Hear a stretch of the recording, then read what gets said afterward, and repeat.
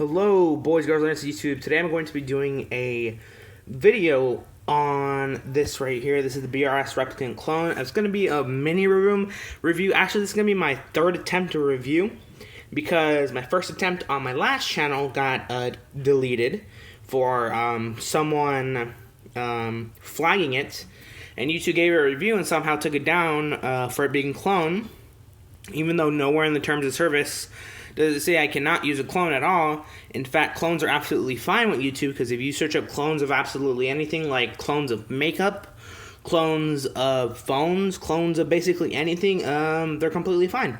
Their videos aren't getting taken down, just my channel is being targeted because I upload videos of, you know, a fucking replicant clone. I try to do flipping videos in it, even if I don't even talk about the knife itself and I'm talking about a subject and I could just show the knife. People flag my videos and get my video taken down. They're just attacking my channel for, you know, because they're a bunch of salty cunts. But I'm going to be doing a mini review of this, and I'm going to be talking a bit about the Balsam community, be doing a little rant. So yeah, let's get on to the knife. This knife is, as I said before, a clone. It is also sandwich construction. It uses block spacers, as you can see, to hold these two sandwich parts together. And there are screws right there holding it together as well. This uses Zen pins. It does not use Tang pins. Tang pins are the traditional two pins right here through the blade and right here on the bottom. And there are cups on the side of the handles that keep the handles separated. But for Zen pins, as you can see right here on the side, there are two little pulls in there. And there is a piece of metal, extra piece of metal, sticking out of the blade, and that makes right here makes contact with this, causing the handles to stay separated. That's how Zen pins work. This knife is a pretty good flipper in my opinion. It is not an amazing flipper. It is nowhere near the real replicant. Compare flipping this knife to the real replicant. I've actually never flipped the real replicant, but I just heard it's like flipping fucking, you know, it's amazing. So I hope in the near future or eventually I can hopefully save up for a BRS replicant. It doesn't really seem possible for me at the moment because my family is, you know, we don't really have any money. In fact, we struggle with a lot of money. We're not really a rich family or have money at all. The only time we probably get to buy items is either on Christmas or our birthday, and those are it. That's it. Besides that, we have to work for our money, which I'm absolutely fine with, but the way we work for our money is usually gardening, which I myself usually garden or take out weeds, mow lawns to earn money, and I don't really earn a lot of money for doing that, not at all. I earn around $30. So this one time I worked for 10 hours and I earned about $30 for 10 to 11 hours. I worked from 6 in the morning to 4 in the afternoon. And then I got home.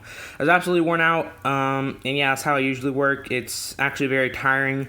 And you know, it's a fucking killer because you only get $30 for 10 hours of work. It's fucking AIDS, but you know, it's the only way I can earn money.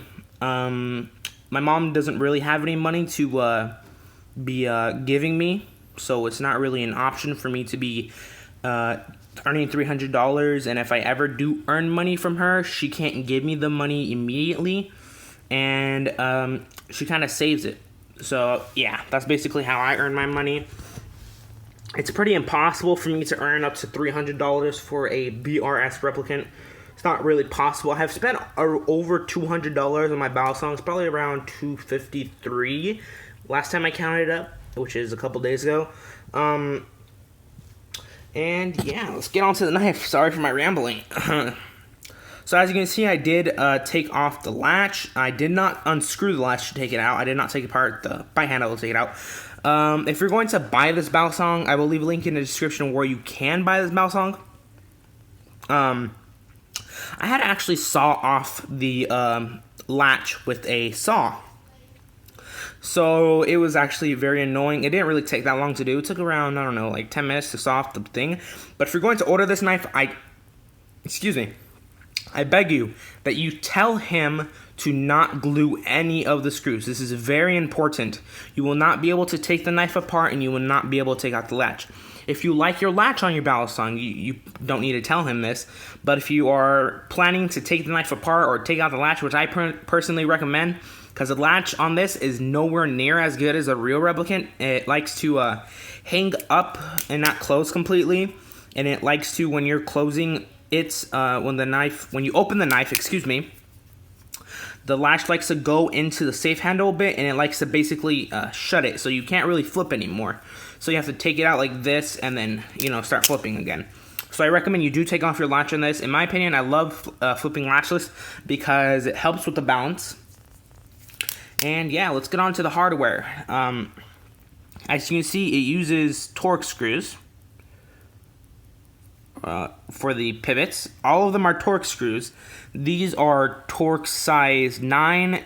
You can use an 8 if you want, but I recommend you use a 9 so you don't accidentally strip them when you're tightening them down. These are T6 or T7. These strip easily because I did not tell him to not put any super glue.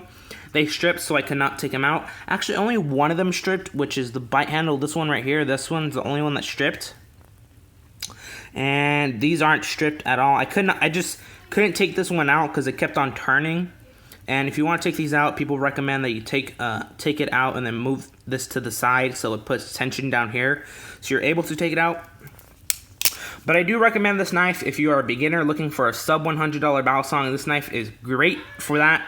If you're an intermediate and you're like, let's say, moving from a Bear Ops knife or a B400, and you find out that it's not really a good knife and it likes to fall apart on you like I did.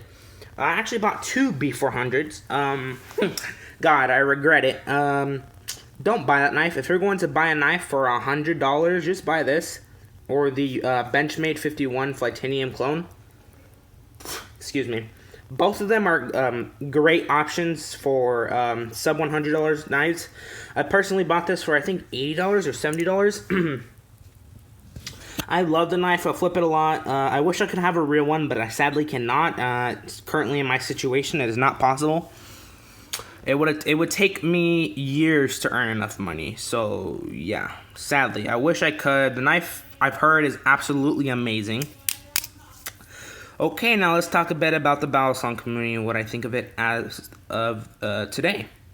I think it is very toxic towards people who have clones, because if you have clones, you get very, very, very, talked down to as if you're lesser, just because you flip not as good as a balisong because you are on a budget and you can't really afford a $200-$300 balisong. They like to talk down on you, and I personally don't think that clones are awful at all, but I do think that people selling off clones as the real thing is absolutely disgusting.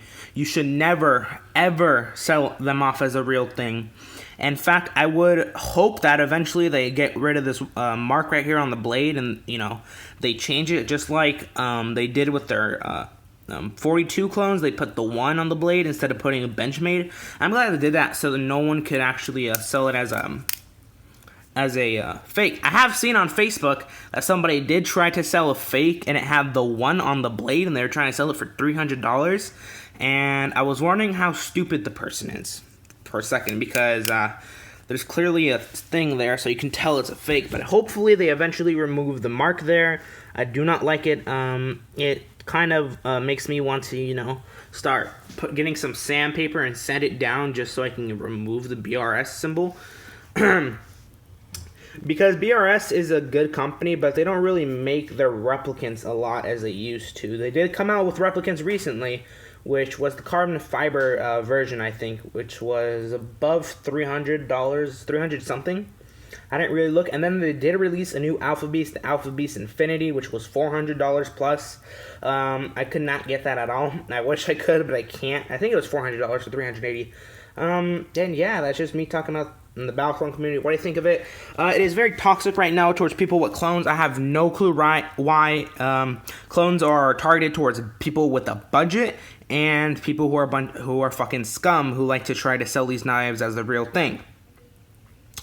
I beg you do not fall for these people selling these knives as a real thing. Just to give you guys a good look of the knife, how it looks, so you can tell the difference between a fake and a real. You can usually tell the difference between a fake and a real by the hardware, the screws. There's the female side, there's the male.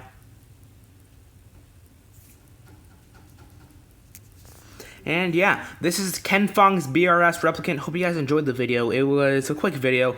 Me talking about the community and how it's a bit toxic right now towards people who own clones. I don't know why they're so toxic. It's actually fucking retarded. And yeah, buy this knife if you're looking for a sub $100 battle song. If you're on a budget and you cannot afford a $200-300 battle song. Hope you guys enjoyed this video, and peace. Have a good one.